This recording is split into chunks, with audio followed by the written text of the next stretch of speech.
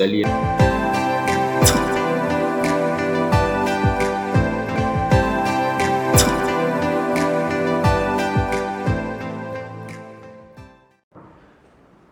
Ok, salut à tous.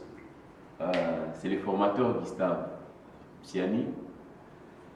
Aujourd'hui, nous allons essayer de faire un exercice de comparaison en fait. Un exercice de comparaison de méthode. L'exercice, nous avons comme exercice numéro 1, parce qu'il y a une suite. Il y aura en fait une suite, une succession d'exercices que nous allons faire. Alors, ces exercices sont bien spécifiés. Ce sont des exercices techniques. Donc, nous sommes dans le domaine du bâtiment. Alors, ces exercices peuvent être utilisés, peuvent être calculés par le finaliste de l'option construction et aussi les ingénieurs et aussi les architectes. Donc, peuvent utiliser ensemble ou étudier ensemble les cours en question, en ligne bien sûr. Alors, l'exercice est là, numéro 1. On nous dit de trouver le moment fléchissant dans les appuis de la poutre continue ci-dessous par la méthode de Clapeyron. La méthode de Clapeyron, autrement appelée la méthode de 3 moments. Et comparer les résultats à ceux de la méthode de Cross-Hardy. En fait, si vous comprenez bien, nous aurons 2 méthodes à utiliser pour cette poutre. 2 méthodes. Nous faisons d'abord la méthode de Clapeyron, autrement appelée la méthode de 3 moments, et le résultat que nous allons trouver seront comparés aux résultats de la méthode de Cross-Hardy pour voir si ce sont les mêmes résultats ou ce sont des résultats différents. Donc nous sommes dans la technique, il existe plusieurs méthodes et nous allons essayer de comparer méthode par méthode et nous allons voir par après l'efficacité de cette méthode, de chaque méthode en fait. Alors, nous entrons dans la résolution de notre exercice. Nous faisons d'abord la méthode de 3 moments. Donc, méthode A en fait, méthode de 3 moments. La méthode de 3 moments.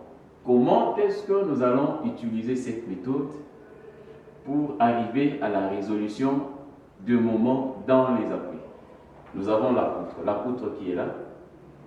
Nous avons l'appui A, l'appui B, l'appui C et l'appui D.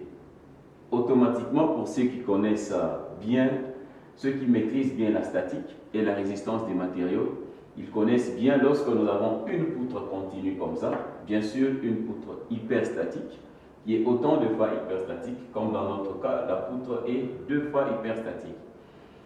Nous avons notre poutre qui est là, et le moment qu'on nous a demandé là, le moment dans les appuis extrêmes, lorsqu'il n'y a pas de porte-à-faux, les moments dans les appuis extrêmes sont nuls. Les moments sont nuls. Et aussi, la méthode de Clapeyron, telle qu'on nous a demandé de l'utiliser, avec cette méthode, la méthode consiste en fait à composer les systèmes d'équations. Donc nous aurons autant de systèmes d'équations à autant d'inconnus qu'on aura à résoudre. Alors, le principe c'est que lorsque nous avons autant d'équations intermédiaires, les nombres d'équations seront égales au nombre d'appuis intermédiaires. En fait, c'est quelque chose comme ça. Alors comme ici, dans notre cas ici, on aura 2 équations à 2 inconnus parce que nous avons 3 appuis intermédiaires, mais seulement aussi parce que nous avons les appuis simples aux extrémités. Lorsqu'il y aura des encastrements aux extrémités, ça pourrait être un autre cas. Donc, nous résolvons notre exercice. Donc, avec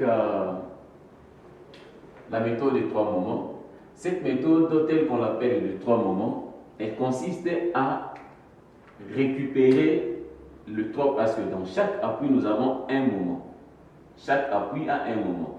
La méthode consiste à récupérer les 3 appuis au même moment. Donc, comme ici, par exemple, j'aurai à récupérer ça. J'aurai à récupérer d'abord pour le premier système. J'aurai à récupérer le point A, l'appui en fait, A, B et C. Je compose le premier système. Et ensuite, je viens supprimer le premier appui et je récupère l'appui suivant. C'est-à-dire dans le deuxième système, j'aurai l'appui B, C, D. Donc j'aurai 2 systèmes en fait. S'il y aura aussi la suite, j'allais faire aussi une suite de systèmes. Une suite de systèmes. Alors, je reviens ici. Je commence par le premier système. Premier système. Je viens de dire, bien sûr, le premier système sera composé des appuis A, B, C. Donc, nous avons A, B, C. Nous avons en fait ça. Là, c'est A. Là, nous avons B. Je mets là, ici. Et C.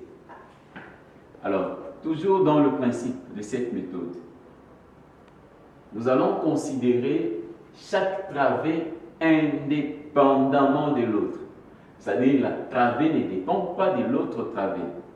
Comme la travée AB par exemple. La travée AB ne doit pas dépendre de la travée BC. En fait, dans le traçage du diagramme des moments. Donc, nous allons tracer en fait le diagramme des moments partiellement. Partiellement, c'est-à-dire, nous avons la première travée, la travée AB avec comme charge 30 kN. Avec 30 kN, si on me demandait de tracer le diagramme des moments fléchissants pour la travée AB, qui est considérée comme une poutre isostatique, le diagramme des moments sera représenté comme ça. Voilà. Pour ceux qui ont étudié mieux la statique, ils savent très bien que lorsqu'on a une charge uniformément répartie sur 2 appuis, le diagramme des moments se présente comme une courbe. C'est une courbe parabolique. Une courbe parabolique. Ça, c'est le diagramme de moment fléchissant pour la première travée AB. Et on aura aussi le deuxième diagramme, indépendamment de l'autre, j'ai dit. Indépendamment de l'autre. Donc j'aurai BC. BC aussi sera comme ça. Là, j'ai le premier système. Et le diagramme, dans le diagramme ici, le diagramme va me donner une hauteur. La hauteur ici que j'appelle H1. En fait, c'est les moments fléchissants maximal pour ce diagramme ici. L'autre, j'aurai aussi H2. Et comme longueur, nous avons L1 qui est 3 mètres. 3 mètres. L2 qui est aussi, je crois, 4 mètres de l'autre côté. Et à part ça, nous aurons une valeur qui sera le centre de gravité du diagramme des moments fléchissants. Les centres de gravité du diagramme des moments fléchissants. En fait, c'est les centres ici. Du centre de gravité jusqu'à l'appui extrême, nous avons le Xi1. J'appelle ça Xi1. Du centre de gravité jusqu'à l'appui, j'aurai Xi2. Donc en fait, c'est le centre de gravité du diagramme des moments fléchissants jusqu'à l'appui extrême. En fait, c'est ça. Alors, je viens ici, je vais séparer. Il faut très bien suivre. C'est un exercice très complexe. Alors, je reviens ici. Je calcule H1. H1 égale. H1, j'ai dit bien, c'est le moment fléchissant max de la travée, considérée indépendante. Alors, pour ce type de travée, les moments fléchissants sera PL carré sur 8. Donc, ça après une démonstration, une formule simple qui a été retenue par les utilisateurs, bien sûr, les étudiants qui ont fait en fait la statique appliquée. Alors, nous avons PL carré sur 8. Le P ici, du fait que je suis dans la première travée, j'écris bien P1, L1. Donc j'aurai P. Le P ici, c'est la charge qui est au-dessus de la première travée. Et le L, c'est la longueur de la première travée, donc c'est 3 mètres. Donc ici j'aurai P, c'est 30 multiplié par 3 au carré sur 8. Et j'aurai la valeur de H1. Le H1, si vous calculez 30 multiplié par 3 au carré divisé par 8, et vous allez trouver 33,75. 33,75. Les unités, on aura à utiliser ça plus tard. Si vous avez aussi besoin de mettre les unités là-bas, mais seulement, moi, j'ai besoin juste des valeurs qui sortent. Si vous avez besoin de mettre les unités, il faut connaître bien le P est en kilonewton par mètre, la longueur au carré. Donc, ça sera mètre au carré. Vous faites la simplification, il n'y a pas de problème. Alors, après avoir trouvé le H1, j'aurai à calculer S1. Le S1, en fait, c'est la surface du diagramme du moment fléchissant. S1, c'est la surface du diagramme du moment fléchissant. Du fait que la surface est parabolique, cette surface sera trouvée en faisant 2 tiers, le 2 tiers de H1 et L1. Donc 2 tiers de H1, L1. Et j'aurai 2 tiers multiplié par H1, c'est 33,75, multiplié par L1, c'est 3. Et S1, après avoir calculé, vous allez trouver S1 égale à 67,5. Là, c'est la valeur de S1. Après avoir trouvé S1, j'aurai aussi besoin d'une valeur, la valeur de Xi1. La valeur de Xi1, Xi1 sera égal. Xi1, j'ai bien parlé avant. Précédemment, j'ai dit, le Xi1, c'est le centre de gravité du diagramme du moment fléchissant par rapport à l'appui extrême. Par rapport à l'appui extrême. Vous allez voir, la parabole est régulière, le centre de gravité sera juste la longueur L1 divisé par 2. Et ceci sera 3 divisé par 2, et ceci me donne 1,5 m. 1,5 m. On a fini avec le premier diagramme. Je viens dans le deuxième diagramme. Dans le deuxième diagramme, je répète juste la même procédure que j'ai faite. Donc, c'est l'utilisation de la méthode de Clapeyron, la méthode des 3 moments. Alors, je calcule encore H2. H2 sera égal à P2, L2 au carré divisé par 8. Ceci va me donner P1. P1, c'est pour la deuxième travée, c'est 15, multiplié par 4 au carré divisé par 8. Si vous calculez, je calcule H2.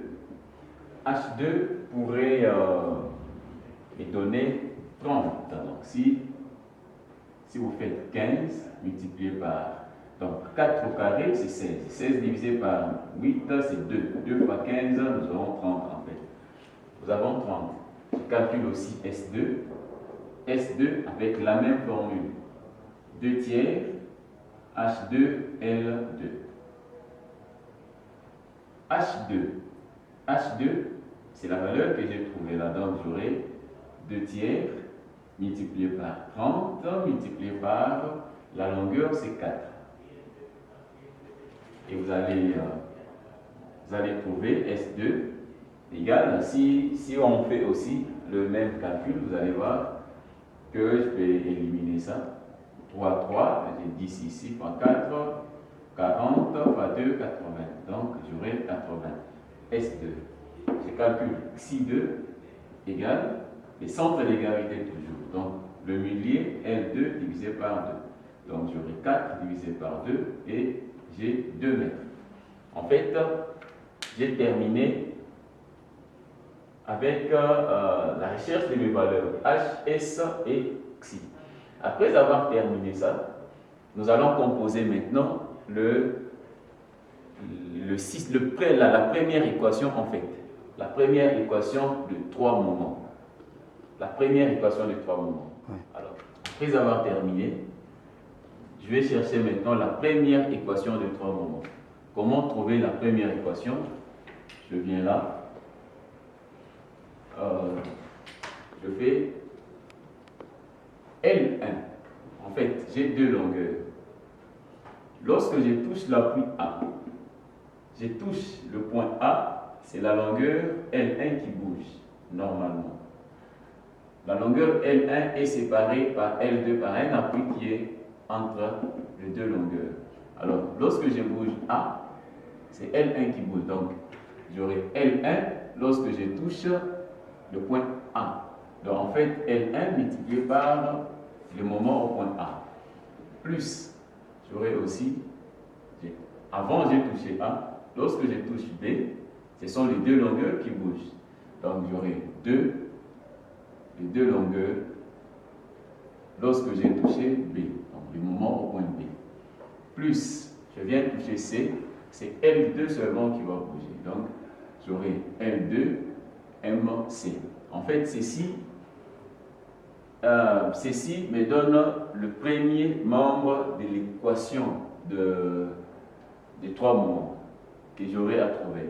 Donc, ceci me va me donner, le deuxième membre sera composé de moins 6 S1 Xi1 sur L1 plus S2 Xi2 sur L2. En fait, ceci forme les deux angles de rotation. Les deux angles de rotation, en fait, qui sont de l'autre côté là. Alors, en remplaçant, dès le départ, on a dit, le moment dans l'appui extrême, lorsqu'il n'y a pas de porte-à-faux, ce moment est nul. Et dans cette équation, j'ai la probabilité d'enlever MA. Donc, je supprime MA et je reste avec, en remplaçant le L1, L2 par leur valeur, j'aurai 2 multiplié par L1 c'est 3 plus 4 MB plus L2. L2 c'est 4. MC égale à moins 6 S1. S1 me donne 67,5. Multiplié par Xi1 me donne 1,5. Divisé par L1, c'est 3. Plus S2. S2 me donne 80. Multiplié par Xi2, c'est 2. Divisé par 4. Et là, j'aurai 3 plus 4. Fois 2, ceci me donne 14. 14 moment B plus 4 moment C égale la valeur qui est là. Prenez votre calculette, touchez et vous allez trouver une valeur. La valeur que vous allez trouver ici sera égale à moins 442,5. En fait, après avoir calculé, vous allez trouver cette valeur. Et ceci forme la première équation pour notre la première équation me donne cette équation-là. Après avoir trouvé ça, j'écris bien 1. Après avoir trouvé la première équation, il me faut chercher la deuxième équation. Il me faut la deuxième équation. Comment est-ce que je vais chercher la deuxième équation? J'irai bien sur ma poutre là-bas.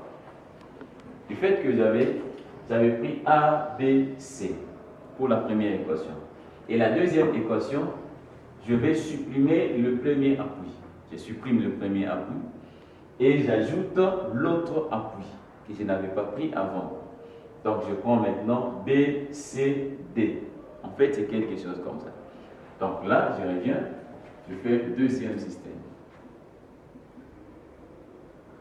Dans le deuxième système ici, sera constitué par, je reviens sur ma poutre là-bas, le premier système était A, B, C. Et pour composer le deuxième système, je vais supprimer le premier appui, donc en fait la première travée je supprime, et j'ajoute l'autre travée suivante, donc après la fin de l'appui C. la travée qui suit et je l'ajoute. Donc j'aurai B, C, D dans le deuxième système. Donc ici, j'aurai B, C, D. Donc vous allez remarquer que j'ai supprimé l'appui A, en fait.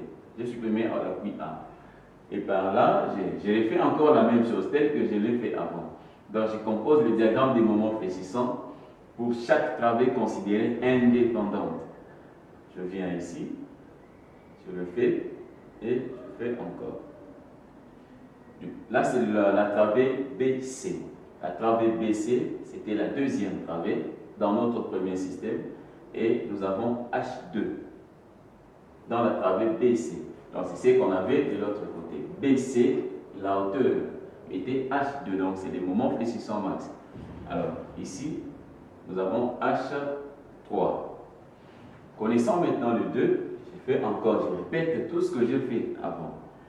Alors, dans le deuxième système, vous allez voir que la partie de H2 a été déjà calculée dans le système précédent. Donc ici, nous prenons seulement H2, on reprend la valeur, H2 égale à 30, S2 égale à 80 et Xi2 égale à 2. C'est ici que je vais calculer. Nous avons reproduit les valeurs qu'on a calculées précédemment. H2, S2 et Xi2. Après là, je viens pour calculer H3, qui sera toujours P3, L3 au carré divisé par 8. Donc en fait, c'est PL carré sur 8, dans la formule qu'on utilise souvent. Alors pour la première, la troisième travée, nous avons P c'est 40, L3 au carré sur 8. Je calcule H3. H3 sera égal à, c'est une valeur qui a été déjà calculée, H3 égale à 45. Donc si vous faites 40 fois 9 carré sur 8, vous allez trouver 45. Je calcule S3, S3 qui sera 2 tiers de H3 et L3. J'aurai 2 tiers, H3 c'est 45, L3 c'est 3. Et je trouve S3 égale à 90. Là, après calcul, vous allez trouver S3 égale à 90. Je calcule Xi3, qui sera égal à L3 divisé par 2. Toujours la moitié, les centres d'égalité. Égal à 3 divisé par 2 et j'aurai 1,5. Après avoir terminé, je vais reconstituer encore une autre équation de 3 moments qui va me produire la deuxième équation. Donc ici, je répète la même théorie. Lorsque je bouge le point A, c'est la longueur L2 qui bouge. Donc en fait, ici, j'ai L2 égale à 4 mètres, L3 égale à 3 mètres. Le Xi aussi, vous avez Xi2 égale à, ça sera une valeur qui sera calculée ici, Xi3, la valeur qui est calculée aussi de l'autre côté. Alors, lorsque je bouge le point A, c'est la longueur L2 qui bouge. Donc, j'aurai L2 lorsque je touche le point B. C'est B plutôt, c'est pas A, c'est B. Plus 2 fois L2 plus L3 MC. Lorsque je touche C, plus L3 MB égale, et le deuxième membre, je répète la même chose, moins 6, S2, 2, S2, multiplié par Xi2 divisé par L2, plus S3, Xi3 sur L3. Donc en fait, nous avons la deuxième équation. Alors, je peux supprimer aussi, avec la même théorie, on a dit l'appui extrême. Lorsqu'il n'y a pas un porte-à-faux, le moment fléchissant est nul. L'appui simple, bien sûr. Pas dans l'encastrement, dans l'appui simple. Le moment D tombe. Et cette partie tombe, je reviens là, L2 L2 c'est 4. On aura 4MB plus 2 fois 4 plus 3. Je remplace juste les valeurs. MC égale à moins 6, facteur de S2. S2 c'est 80 multiplié par Xi2. C'est 2 divisé par 4 plus S3. S3 j'aurai 90. Xi3 1.5 divisé par 3. Et vous allez remarquer que ici nous avons 4 MB plus 7, 14. 14 MC égale la valeur qui sera ici, c'est une valeur qui a été aussi calculée, vous pouvez calculer aussi. Et nous allons trouver moins 510. Et là, nous avons la deuxième équation. Donc, j'ai la première équation et la deuxième équation. Donc, en mathématiques, un système d'équations à deux inconnus que nous allons constituer ici. Donc, je récupère 1 et 2. Le système devient, j'écris bien, le système devient, donc j'aurai 14 MB plus 4 MC égale à moins 442.5. La deuxième équation, bien sûr, c'est 4 MB plus 14 MC égale à moins 510. Nous avons ces systèmes d'équations. Connaissant maintenant ces systèmes, nous avons deux inconnus à l'intérieur. Donc nous avons MB qui est l'inconnu et MC qui est l'inconnu. Pour calculer ça, le calcul est simple. Le calcul sera plus simple.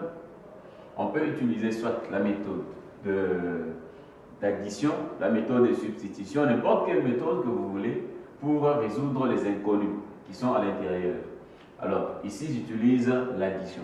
Utilisons ensemble la méthode d'addition. La méthode d'addition me permet de trouver... je vais essayer d'annuler une inconnue au profit de l'autre. Donc, je mets moins 4 là-bas, et là, je mets 14. En calculant, on aura moins 4 fois 14. Moins 4 fois 4. Et puis moins 4 multiplié par l'autre. 14 fois 4, ainsi de suite. Et là, si je fais moins 4 fois 14, j'ai des valeurs qui sont là. J'aurai moins 56 MB moins 16 MC égale à 1770. Deuxième, j'ai 56 MB plus 196 MC égale à 7140. Et là, j'ai le système d'équation en fait, après avoir multiplié. Donc, les 56, moins 56 ici, c'est moins 4 multiplié par 14. Moins 4 multiplié par 4, c'est moins 16. Moins 4 multiplié par 442.5, je trouve ceci. Moins, j'aurai plus ici. 14 fois 4, 56. 14 fois 14, je trouve ça, 196. 14 fois moins 510, je trouve moins 7140. Et par là, en additionnant, ceci tombe. Moins 56 plus 56, ok. Et là, je trouve, je fais 196 moins 16. 196 moins 16, je crois, j'aurais trouvé 180 MC qui sera égal à moins 5370. Ok. Donc 5370. En fait, c'est la référence de ça. Et par là, je peux tirer MC. MC égale à moins 5370 divisé par 180. Et ceci me donne une valeur de moins 29,8. Donc en fait, le moment C égale à moins 29,8 Nm. Là, c'est la valeur du moment C. Et après avoir trouvé le moment C, il faut rentrer dans les équations pour remplacer MC par sa valeur. Et là, on va trouver le moment au point B. Je reviens par exemple, j'ai choisi une équation parmi les deux. Donc je me dis par exemple, je vais prendre la première équation. La première équation par exemple. Et là, je me dis MC dans la première équation. La première équation, donc j'aurai 14MB plus 4MC égale à moins 442,5. C'est à moi d'étirer maintenant MB. Dans cette équation, MB sera égal à moins 442,5 moins, parce que le MC va partir de l'autre côté. J'aurai 4MC divisé par 14 qui est le coefficient de MB. Et là, j'aurai moins 442,5 moins 4 MC, c'est moins 442,5. Je crois que c'est ça. MC que j'avais trouvé, c'est moins 29. Moins 29,8 divisé par 14. Et après avoir calculé ceci, vous allez trouver que MB sera chez moi ici, après calcul, MB égale à moins 23,1 Newton mètre. Voilà. Donc maintenant, après avoir calculé en fait ça, vous allez trouver MB égale à moins 23,1. Là, c'est la valeur de MC. Sans oublier que le moment au point A était nul, le moment au point D était aussi nul. Donc ici, je peux revenir pour remettre mes valeurs. Donc j'ai fait moment A égale à 0, le moment B égale à moins 23,1 Newton par mètre, moment C égale à moins 29,8 Newton mètre, pas par mètre, c'est Newton mètre, en fait c'est pas une force, c'est un couple, voilà, pas une force uniformément répartie comme de l'autre côté. Alors, moment au point D égale aussi à 0, donc j'ai le valeur de moment dans les appuis par la méthode de 3 moments, donc la méthode des Clapeyron.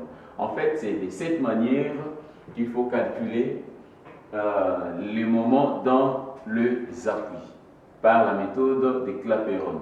C'est quoi dans la vidéo qui va suivre, nous allons faire la même, pas la même méthode, en fait le même exercice par la méthode de Cross-Hardy. Donc, en fait, c'est de cette manière que nous allons évoluer. Suivez notre vidéo qui va suivre et vous allez retrouver la méthode de Cross-Hardy dans le même exercice. Là, vous allez comprendre que notre exercice consistait à calculer la valeur des moments fléchissants dans les appuis de la poutre qui nous a été donnée par la méthode des Clapeyron, donc autrement appelée la méthode des 3 moments. Après calcul, vous allez comprendre que nous sommes partis par la composition des systèmes. Donc, le système, bien sûr, le système d'équation. Le premier système nous a donné une équation. Le deuxième système nous a donné une autre équation. Et le premier système, vous allez, je répète bien, le premier système consiste à prendre le premier appui d'abord de la série, le deuxième et le troisième. Donc, les 3 appuis successifs vont nous aider à constituer le premier système. Pour le deuxième système, on supprime le premier appui et on ajoute l'autre appui. Donc, ce qui sera 3 appuis. C'est-à-dire, nous allons évoluer 3 appuis, 3 appuis, 3 appuis. Dans chaque appui, nous avons un moment. Du fait que la suite est constituée de 3 appuis, cela nous a amené à appeler à cette méthode, à donner à cette méthode les noms de 3 moments. Donc, la méthode est de 3 moments. Donc, après avoir trouvé le premier système, le premier système nous a donné la première équation, le deuxième système nous donne la deuxième équation, et nous avons constitué en fait les 2 systèmes, les 2 équations, et les 2 équations nous ont donné les 2 inconnus qu'on cherchait, le MB et le MC. Et après avoir trouvé ça, vous allez comprendre que La suite, dans notre prochain numéro, va consister à calculer le moment entravé. Parce que le moment que nous avons trouvé, ce sont les moments aux appuis. Et par la suite, nous allons calculer les moments entravés. Après avoir trouvé les moments entravés, nous allons partir dans la recherche, le traçage bien sûr du diagramme des moments fléchissants, le diagramme des efforts tranchants. Nous allons calculer aussi les réactions dans les appuis. Et par après, ce sont ces valeurs ici qui vont nous aider à entrer dans les calculs soit de béton armé, soit dans les calculs. Alors, ce sont ces valeurs des moments fléchissants et efforts tranchants, voire même de réactions dans les appuis, qui vont nous amener à faire des calculs de stabilité, des calculs de résistance en fait. Si nous sommes dans le cours de béton armé, en fait, structure en béton armé, ces valeurs vont nous amener à faire le dimensionnement, des calculs de résistance de cette structure. En métallique, la même chose. En bois, ce sont les mêmes valeurs qui vont nous amener à faire ça. Mais seulement dès le départ, on n'a pas considéré le matériau qui constitue cette poutre. Donc nous avons considéré que les matériaux d'abord, le poids propre est négligé, et ensuite l'inertie de la poutre est constante. Par la suite, nous allons voir aussi lorsque la poutre aura une inertie variable, comment est-ce que nous allons utiliser la méthode des trois moments. Donc, restez scotchés, restez connectés sur notre chaîne. Vous allez suivre la suite de nos exercices. Je vous remercie.